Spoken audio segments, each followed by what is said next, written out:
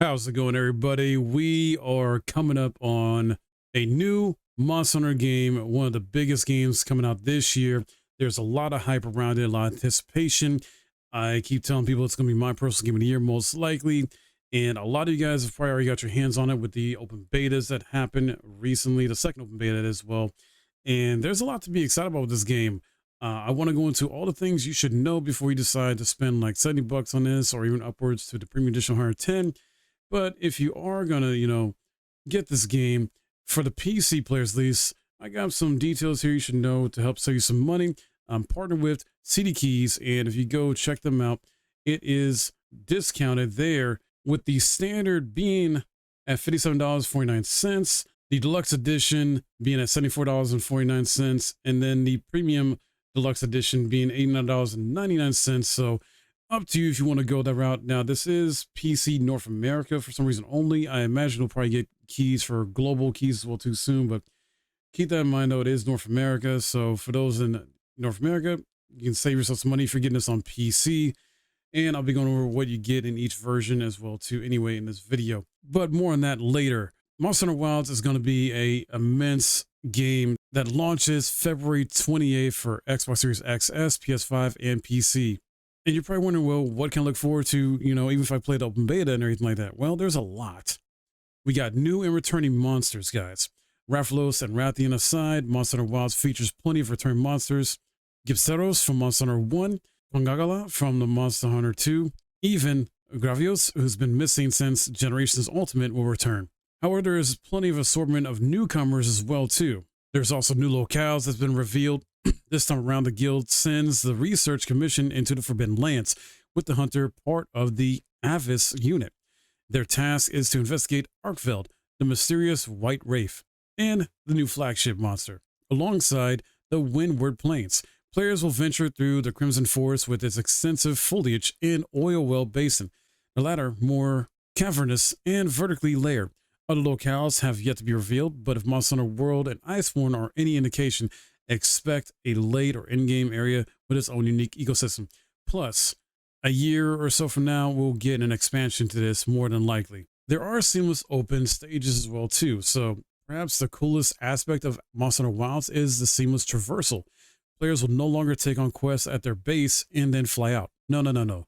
Instead, they can ride into the wide world with no loading screens. Even better, you can seamlessly travel from Windward Plains to the Scarlet Forest. How to respectfully progress remains to be seen, but it makes Wilds feel like an open world experience.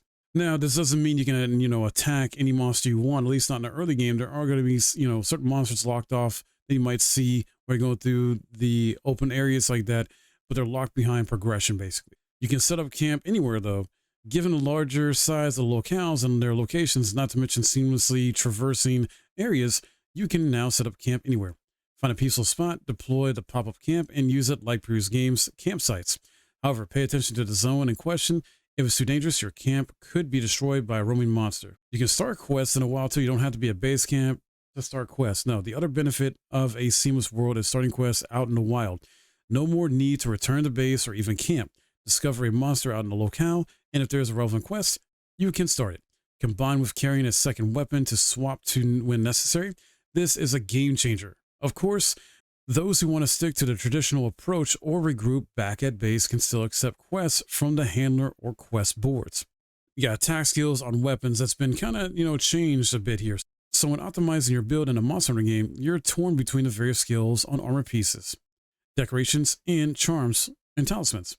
In Monster Hunter Wilds, weapons will now inherently possess attack skills like focus, attack boost, and critical draw. Not only does this allow for more easily reaching skill thresholds, but frees up space for slotting in other skills. Wounds are back when it comes to wounding monsters, but they're much different from World. So instead of grappling onto a monster's body part and attacking it with the clutch claw to tenderize it, wounds will appear as you focus on a specific body part or area. It sounds simple, right? Yet it's effective. Plus, it feeds into the new Focus Strikes. Focus Strikes is a system that's brand new and allows for properly aiming your attacks. If you're in the middle of a combo or a true charge slash, you can activate focus mode to redirect it against constantly moving monsters. However, it also highlights any wounds inflicted and feeds into a new attack type. focus strikes. By targeting a monster's wounds and executing a focus strike, you can deal extensive damage and stun it for a further butt kicking. There's also been improvements to various weapons that will be implemented in the final game. The 14 weapon trees return, with each offering new moves for players to leverage and master. After the first open beta, however, the Insect Glaive, Lance, Switch Axe, and so on were found to be lacking. Fortunately, Capcom has confirmed improvements for all three. From vaulting dance on Insect Glaive to chaining Perfect Guard and Power Guard into a new move on the Lance and the Switch Axe's full release / negating knockback. Hit Stop has also been added to make strikes feel meatier. There are some new multiplayer features as well. Lobbies are getting a massive upgrade in Wilds and can now hold up to 100 players. Alongside Lobby Search, there's a recommended lobby feature to join the most popular based on your settings. Per Capcom, cross-platform play will also be available on day one, though you can turn it off. Now, the other thing about this, though, guys, from what I was looking at and seeing, is if you still want to do the old way of meeting up in Monster Hunter, you can, where you basically like create a private lobby and you have a code, you give it to your friends, wherever, give them that, and they meet up through that way. Because the other way of doing it's kind of like extra steps or extra hoops you got to go through in a sense to kind of meet up. It's kind of weird. It might be changed upon launch, but just bear that in mind. For those that might be, concerned about graphics modes on console, well, PS5 and Xbox Series X players will have two modes in Wilds. Prioritize graphics, which renders at 3072 by 1728 and outputs at 2160p while running at 30 frames per second, and prioritizes frame rate for 60 FPS. With a renders resolution at 1080p that outputs at 2160p. Meanwhile, Xbox Series S players can only play at 1080p 30 FPS. Capcom has also confirmed that instead of checkerboard rendering from the first beta, AMD FSR is used for upscaling in-game. Prioritized frame rate mode also offers improved performance after some bug fixes. It will have PS5 Pro support on day one as well, but unfortunately those have not been detailed yet as far as I know. Let's not forget, layered armor is back. So finally, layered armor returns for those whose endgame begins and ends with fashion. On top of turning any armor piece into layered armor, Capcom is also releasing exclusive layered armor sets as a pre-order bonus and part of the deluxe pack. Additional cosmetic DLC will go live in spring and summer as part of the premium deluxe edition, though their contents have yet to be revealed. They also revealed there's going to be some events going on, some limited time events starting 1 week after the release of the game and into the springtime. There's going to be a couple events, of free updates, things like that. They are going to keep this consistently updated, guys, every season. So we're going to have a free first patch update in spring, the next one in summer, and so forth. This is the usual stuff they do. With the base game, as far as a pre-order bonus, you get this Layered Armor Guild Knight set plus a Talisman Hope Charm. Plus, if you got to play the beta, you should get like Charm in there as well, too. When it comes to the deluxe pack here, if you get the deluxe edition, you get a bunch of layered armor here. Bunch of cool stuff here. Nameplates, sticker sets. You get some nice digital stuff here with the Palico layered armor. Secret decorations as well as your character armor, gestures, a couple of gestures and hairstyles. And makeup, face paint, and a pendant. And then if you want the premium edition, you get everything from the two previous editions, plus a cosmetic DLC pack 1 that's coming in spring, and the DLC pack 2 coming in the summer. So there you go with all the details there as far as what you can expect in Monster Hunter Wilds, that is. And I'm looking forward to this, guys. I don't know about you, but this is an exciting time.